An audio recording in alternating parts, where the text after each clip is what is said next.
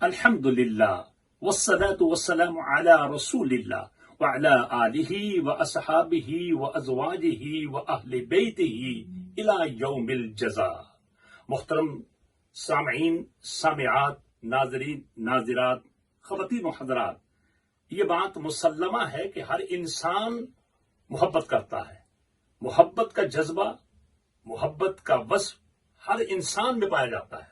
ظاہر ہے کہ ایک انسان اپنے آباء و اجداد کے ساتھ، اپنے بنات اور ابناء کے ساتھ، اپنے کاروبار اور بزنس کے ساتھ، اور اپنے وطن اور ملک اور کنٹری کے ساتھ پیار کرتا ہے، محبت رکھتا ہے۔ لیکن ان تمام محبتوں سے بڑھ کر اگر ایک بندہ مومن یا ایک مومنہ سے پوچھا جائے تو اس کے دل میں عقائد و جہاں، مدنی تاجدار، دانائے سبل، مولائے کل صلی اللہ تعالی علیہ وسلم کی محبت ہے۔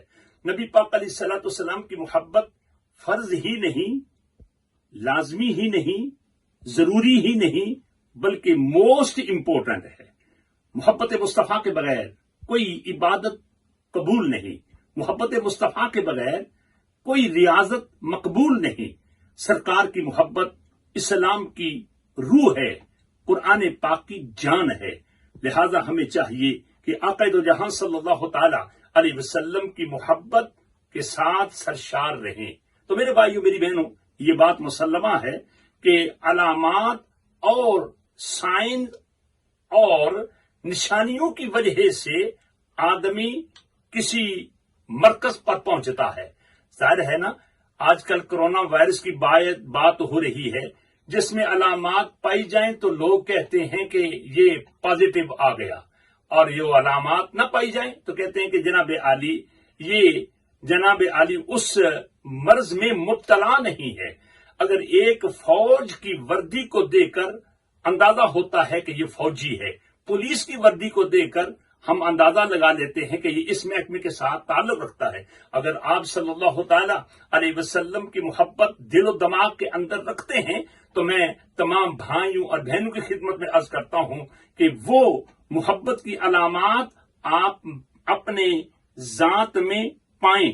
محبت کی علامات میں سے کون کون سی علامات ہیں؟ ان میں سے سب سے پہلی بات یہ، جیسے کہ حضرت علامہ قاضی ایاز مالکی فرماتے ہیں کہ الاقتداء بہ و اتباع افعالہ و اقوالہ و اجتناب نواہیہ۔ میرے بھائیو، نبی پاک علیہ الصلوۃ والسلام کی اقتداء کرنا، آپ کے اقوال، آپ کے افعال کی اتباع اور پیروی کرنا، اور آپ نے جن چیزوں سے روکا ان سے رک جانا۔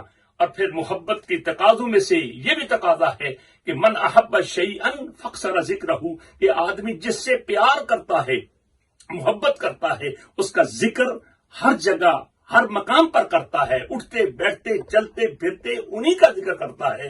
تو اے میرے بھائیوں، میری بہنوں، اگر آپ کے دل و دماغ کے اندر سرکار کی محبت ہے تو پھر ان کا ذکر کریں، ہر محفل میں کریں، ہر جگہ کریں، اپنے گھروں میں کریں، اپنے بچوں اور بچیوں کے میں بیٹھ کر ان کا تذکرہ کریں، ان کے خاندان کا تذکرہ کریں۔ اور پھر محبت کے تقاضوں میں سے یہ بھی ایک تقاضا ہے کہ حبو کا شے یعمی و یسم، کہ جناب چیز کی محبت تجھے بہرا بھی کرتی ہے، اندھا بھی کرتی ہے۔ تو نبی پاک علیہ الصلوۃ والسلام کی ذات و برکات وہ ہے کہ جن میں کوئی عیب ہے ہی نہیں، کوئی نقص ہے ہی نہیں۔ خلقت مبرئا من کل عیب کانک قد خلقت کما تشاء، جیسے کہ حضرت حسان بن ثابت نے کہا کہ اے آقا، اللہ رب العزت نے تو آپ کو پیدا کیا ہر عیب سے مبرہ، اور آپ کی ذات و برکات میں تو کوئی عیب ہے ہی نہیں۔ لہذا اگر آپ ان سے محبت کرتے ہیں تو پھر آپ کے خصائص، آپ کے اوصاف اور آپ کی خوبیوں اور آپ کے کمالات کا تذکرہ کریں۔ اور پھر محبت کے تقاضوں میں سے ایک تقاضا یہ ہے کہ نبی پاک علیہ الصلوۃ والسلام کی اہل بیت اور آپ کے تمام صحابہ کبار کے ساتھ محبت کی جائے۔ اگر کوئی آدمی اہل بیت سے تو محبت کرتا ہے، صحابہ سے محبت نہیں کرتا، یا صحابہ کرام سے تو محبت کرتا ہے، اہل بیت ظام کے ساتھ محبت نہیں کرتا، وہ بھی اپنی محبت میں سچا نہیں ہوگا، بلکہ جھوٹا ہوگا۔ آئیے نبی پاک علیہ الصلوۃ والسلام کی محبت کے ساتھ سرشار ہو جائیے۔ میں تمام سامعین سامعات کی خدمت میں عرض کرتا ہوں کہ محبت رسول جب آپ اپنائیں گے تو اس کا فائدہ دنیا میں بھی ہوگا اور آخرت میں بھی ہوگا۔ اور اگر اس محبت رسول اس محبت رسول کے جذبے سے آپ اگر کورے ہوں گے تو پھر کیا اللہ کا فرمان ہے فَتَرَبَّصُوا حَتَّى يَأْتِيَ اللَّهُ بِأَمْرِهِ۔ رب کی بارگاہ میں دعا ہے اللہ تعالی ہمیں سرکار کی عشق اور سرکار کی محبت سے سرشار فرمائے اور یہ جذبہ عطا کرے۔ آمین ثم آمین۔ وَمَا عَلَيْنَا إِلَّا الْبَلَاغُ الْمُبِينُ۔